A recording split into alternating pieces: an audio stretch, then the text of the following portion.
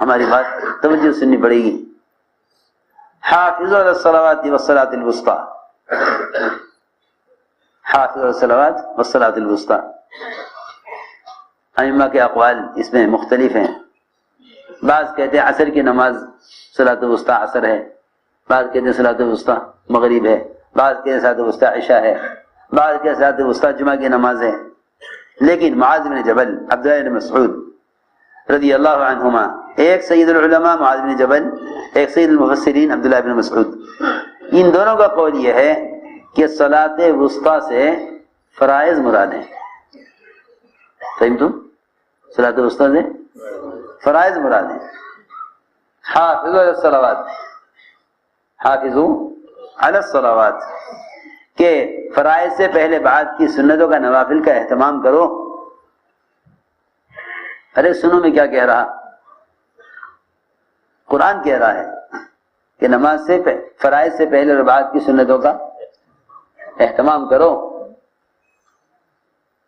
اور ان سنتوں اور نوافل کے درمیان میں جو فریضہ ہے، فرض نماز، اس کا بھی اہتمام کرو. سمجھے نہیں؟ کیا سمجھے؟ سو رہے کیا کریں؟ اصل میں اس لیے کہنی پڑتی باتیں، ہر چیز کا معیار گر رہا ہے. ساتھیوں کو فرصت ملتی ہے اجتماعی کام سے تو غیبت کرنے بیٹھ جائیں. کیا کرنے بیٹھ جائیں؟ غیبت کرنے. کیا ہو رہا ہے، کیا ہونا ہے. ارے یہ اپنے آپ کو عبادت میں تھکاؤ، یہ دعوت میں تھکاؤ، اور کام ہی کیا ہے. جب دونوں سے تھک جاؤ دعوت اور عبادت سے تو آرام کر لو. کیا کر لو؟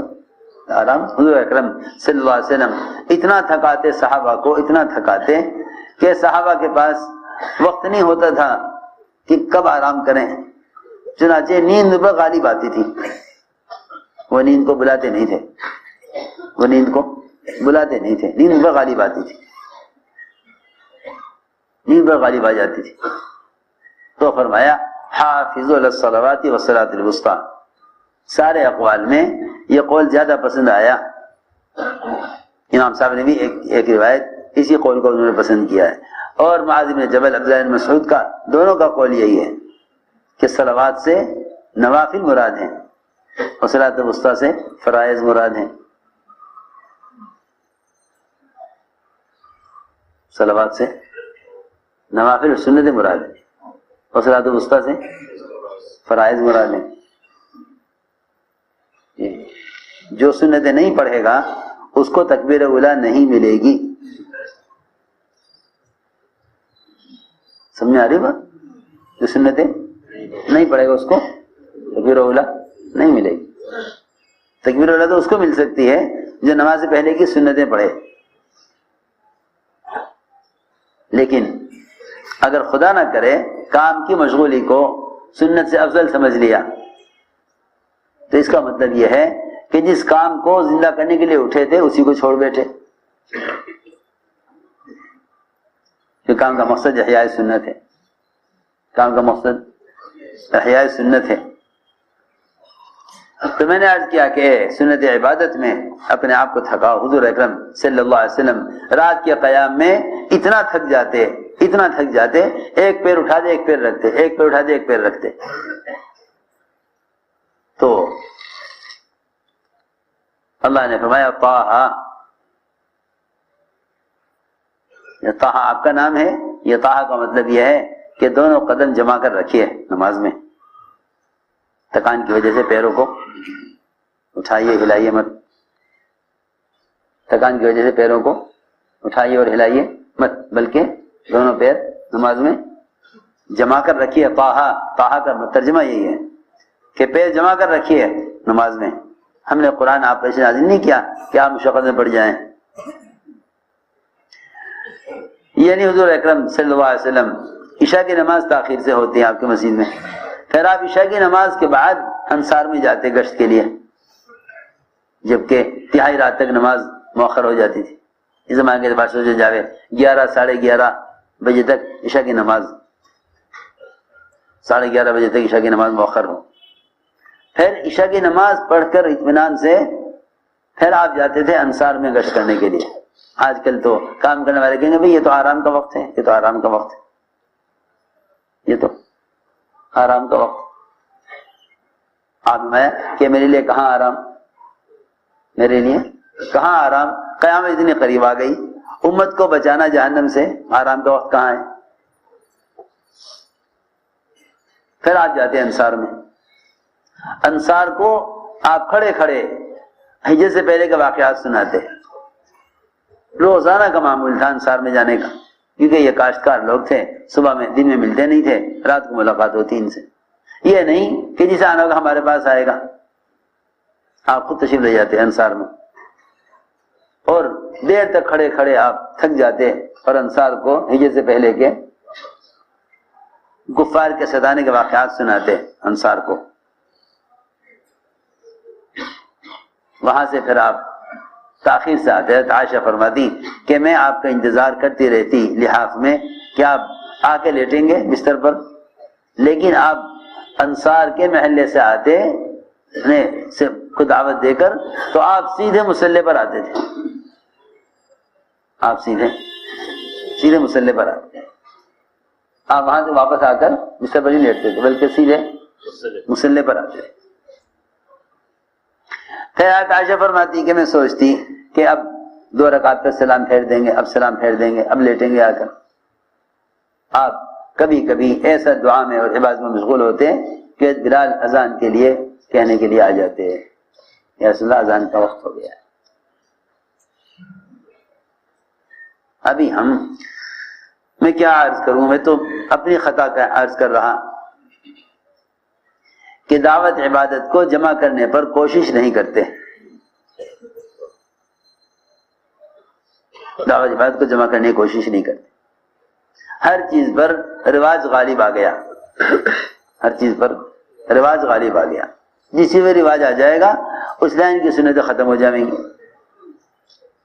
اس لائن کی سنتیں ختم ہو جائیں گی۔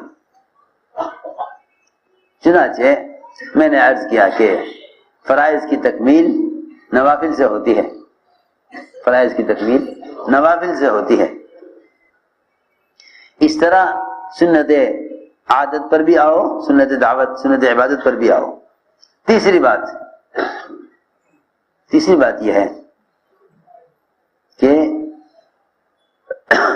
دعوت کو بھی سنت پر لاؤ، دعوت کو بھی سنت پر لاؤ، دعوت کو بھی سنت پر لاؤ۔ کیا سنت ہے؟ کسی بھی ذریعے سے پیغام پہنچا دینا دعوت کی سنت نہیں ہے، اور کسی بھی ذریعے سے پیغام پہنچا دینا تبلیغ کی سنت نہیں ہے۔ جیسے میں نے عرض کر دیا کہ اگر نماز سنت کے مطابق نہیں تو وہ نماز قابل قبول نہیں۔ فرمایا آپ نے صلو کما رأیتمونی اصلی، جس طرح حضور اکرم صلی اللہ علیہ وسلم کا طریقہ عبادت متعین قیامت تک کے لیے ہے۔ سنو غور سے بات، جس طرح حضور اکرم صلی اللہ علیہ وسلم کا طریقہ عبادت اور قیامت تک کے لیے ہے، اس میں زمانے کے اعتبار سے تبدیلی نہیں آئے گی۔ آپ نے فرمایا کہ نماز پڑھو جس طرح مجھے پڑھتا ہوا دیکھ رہے ہو، یہ حکم آپ کے زمانے کے لیے نہیں ہے، یہ حکم صرف آپ کے زمانے کے لیے نہیں بلکہ قیامت تک کے لیے یہ حکم ہے نا سب کو۔ کیوں بھائی؟ تو قیامت تک کے لیے یہی حکم ہے نا، صلو کما رأیتمونی اصلی، قیامت تک کے لیے یہ حکم ہے، قیامت تک کے لیے یہ حکم ہے، آپ کے زمانے کے لیے نہیں ہے، صرف قیامت تک کے لیے حکم ہے۔ تو جس طرح قیامت تک کے لیے آپ کے طریقہ عبادت کا حکم ہے، اس طرح قیامت تک کے لیے آپ کے طریقہ دعوت کا حکم ہے، کہ جیسے آپ عبادت کو نہیں بدل سکتے اور ایک سنت کا متبادل قیامت تک نہیں لا سکتے۔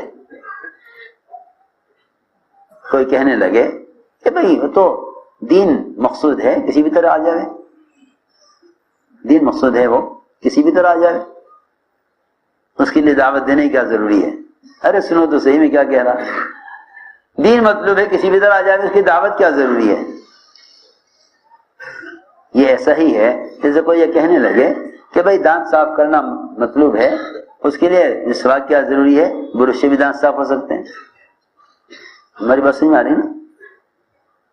دانت صاف کرنا مقصود ہے، تو دانت صاف کرنے کے لیے مسواک کیا ضروری ہے؟ فرشا اور برش، اس سے بھی دانتوں کی تنظیف اور صفائی ہو سکتی ہے. کیوں؟ اس لیے کہ دانتوں کو صاف کرنا مقصود ہے. مقصود کیا ہے؟ تنظیف الاسنان مقصود ہے کہ دانت صاف ہو جائے. اس کے لیے برش سے بھی یہ کام ہو سکتا ہے، مسواک سے بھی ہو سکتا ہے. آپ بتائیے کیا برش مسواک کا بدل بن جائے گا؟ کیا برش مسواک کا بدل بن جائے گا؟